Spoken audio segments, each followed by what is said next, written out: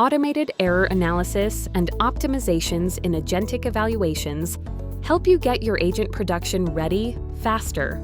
Building a great agent is iterative. If it's not there yet, knowing what to fix and how to fix it is where most builders get stuck.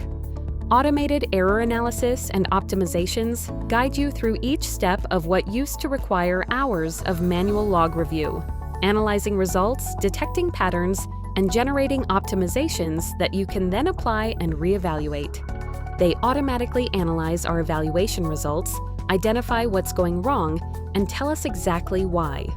The Issues page lists each issue with a description of what went wrong. It detects patterns across hundreds of traces, the kind of signals that are easy to miss when we're reviewing manually. We select Show Traces to review them and click the Close button to return to the Issues and Optimizations page. When we click Start Optimizations, it generates specific, actionable fixes mapped directly to each issue. Here we see one of the suggested optimizations, which we can review and apply. After applying optimizations, we reevaluate and watch our agent get closer to production ready with every cycle.